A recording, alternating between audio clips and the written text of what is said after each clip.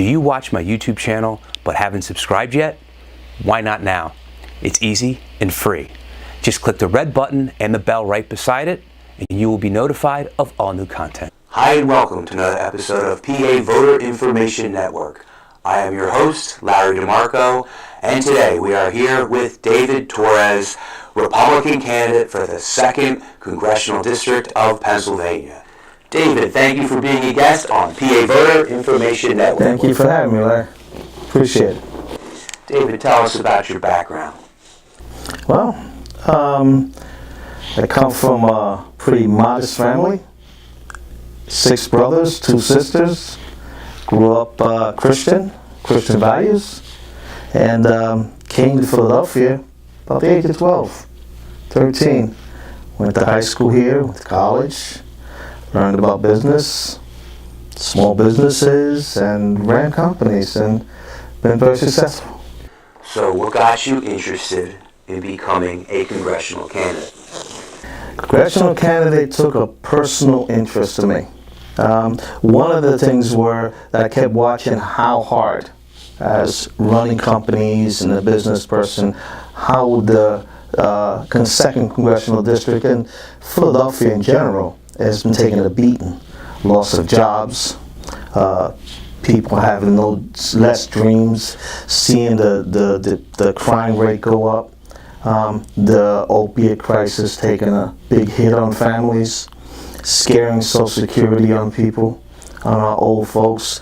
And then when the opiate crisis hit me personally at home, I decided to come back out of retirement, and it's time for somebody to have a voice where we're going to make everybody answer to our needs. David, I'm sorry that you had personal loss with that opiate crisis. What occurred? What happened personally? Even with my background with drug and alcohol and my history with HMOs and designing programs, I lost my boy. I'm so sorry. I didn't know that. Sorry for your loss. Maybe 2 years ago, and then I started paying more attention to the loss of lives across the 2nd Congressional District, and seeing Tent City and seeing what's happening and wondering what's going on with the federal government. Why ain't they doing something? These are issues that we should be facing head on. You know, if we had better jobs and better opportunities, people searching for their dreams wouldn't be hanging on the corner. What specifically did you do with HMOs and healthcare?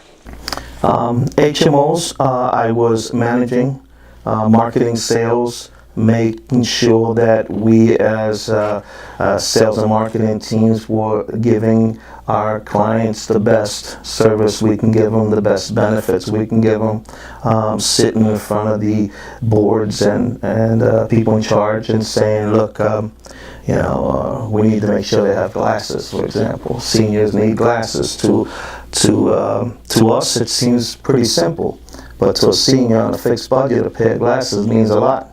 So you were in administration? I was manager of sales and marketing for several companies. Okay, very good. Some companies. I did one here. I actually was here, Baltimore, and Washington. David, I want to switch gears for a moment and go to immigration. What is your plan for immigration reform? Well, Larry, that's an interesting question. Let me explain to you. A lot of times, the government is misleading. It's misleading its people. Immigration has several factors in it that we need to look at. People say we're closing the borders. That's unnecessary. No, it's not. We need to close the borders. We need to close the borders for safety. But the issue on immigration has several components to it. One is people seeking sanctuaries. The other is the people coming across looking to do damage. The MS-13s, the drugs coming across. We need to separate what the issues are in order for us to get control of what's going on. That factor has one piece to it. And then we need to stop scaring immigrants. I mean, common sense is going to tell you, I know I wouldn't. I doubt a lot of Christians, I doubt many Americans in general, when a child's been brought here at the age of 2 and knows nothing but the American flag and the American dream, has gone to school, nobody's sending that child home. You're going to separate them from a parent or grandparents who have done nothing else in this country but try to support a family? Nobody's sending them people home. There's different issues. My plan is to sit down, look at all the issues. We need to come up with a straight plan, something that's going to help the immigrants that are in the shadow come out, where they don't have to fear that deportation, and something that's going to help us close the border. But when you're closing the border, you got to make sure that the port of entries for people who are running from countries who are oppressing them, hurting them, abusing them, can actually come here and seek sanctuary the proper way.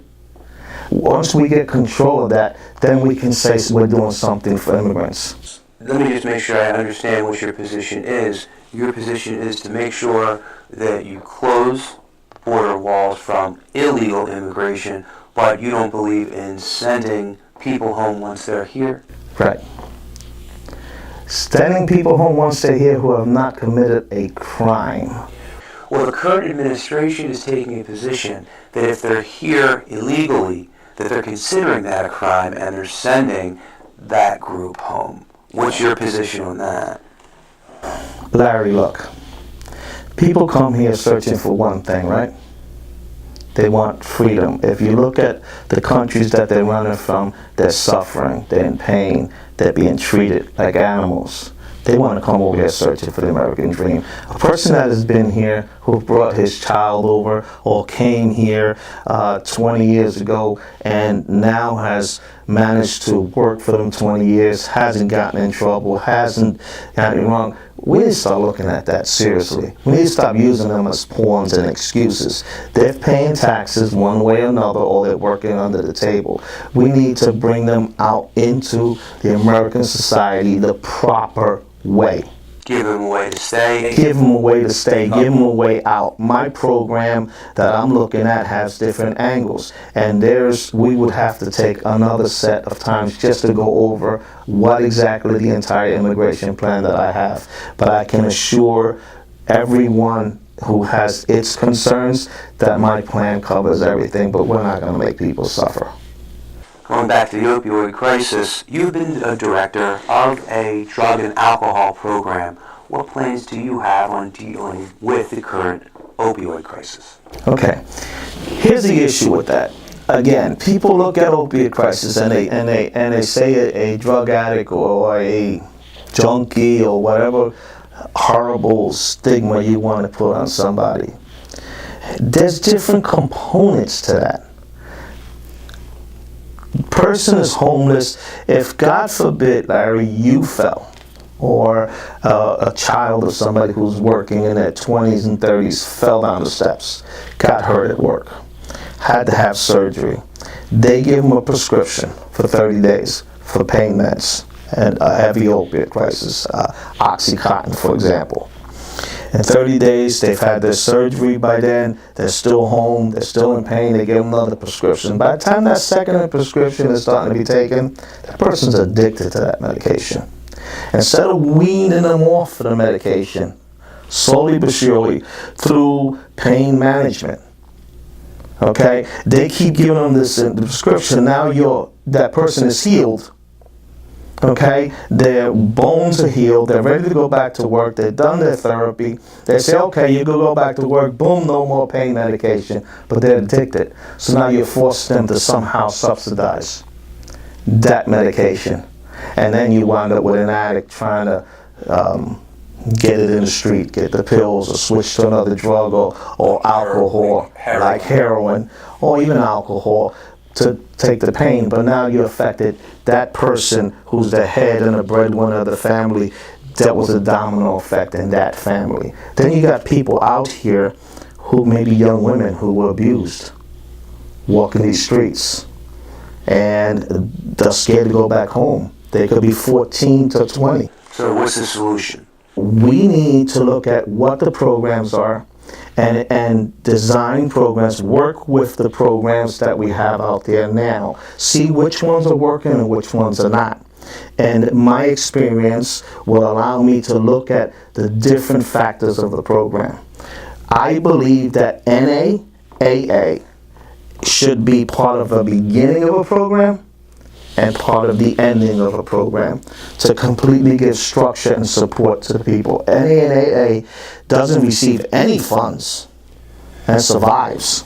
Then we need to have long-term. You can't have somebody who's been abused and on heroin and drugs, a female for 10 years, 3 years, 5 years, give them 3 days of detox and say, you're cured, go back, and you're back in the same corner. It doesn't work. Dave, hasn't someone already sank pretty low by the time they're in NA or AA? You have. NA and AA has members in it for a long time. They have a vision and they have a support structure that if we looked at it and supported them and tried to work with them, I can tell you, if you had a program where NA seen people who needed help and brought them to certain facilities additionally, and got them into detox, and then from a detox to a 21 or 30-day program, and then into a 90-day program, and going up to a year where you structure this person. And in that program, you address what specifically took that individual to the program, whether it be it's a family member, because you can design their treatment to bring that family back together as a whole. Wouldn't people in recovery or who have been medicated feel some type of stigma to go to NA or AA and feel some type of denial? No, it's NA and AA is exactly that. Alcoholics Anonymous or Narcotics Anonymous. It's anonymous, but their structure is a support structure, and that's what's missing today. It's the support structure. You could have a program that helps a girl have a month worth of sobriety, 90 days worth of sobriety, and then what happens to the person? They get out and they get told, go to an NA meeting, go to an AA meeting, because they're just pushed out of the system. The system has done their part, but there's so many gaps that are there. AA and NA would be something that would support them outside when they start facing the animals that are coming back at them. The desires, the problems, the needs. But it's up to the system to make sure that they have all the tools and all the things needed. And 30 days and 90 days is not the answer. And this is a way to give people ongoing, free group support. Yeah, exactly. It's a long process. It's a long program. Nobody knows. So I want to switch now to job creation. What plans or ideas do you have for job creation in the 2nd Congressional District? Well, I want to look at, we need, in order to help clean up our streets, we need to develop jobs. I personally want to sit back and say, where can we get investors to come in? Once I'm in the seat, once I've won, I want to be able to put together a program, talk to the rest of the government program that's involved in 2nd Congressional District, which is City Council, state reps, governor, mayor. You have to be able to come off your high horse and sit down in a room and talk. What is it going to take to bring investors here? How do we federally look at bringing investors here from a federal standpoint? What dollars do we need to bring in investors? What tax breaks we need to bring in investors? We need to not only bring in quality labor work into our communities. Unions are not the enemies right now. Unions are struggling just to keep the little bit of jobs they've got. But we need to support and bring in new money, new investors, but with solid jobs, not little rinky-dink jobs. We need to look at companies to bring in solar energy. We need to talk to our plumbers, carpenters, and electricians.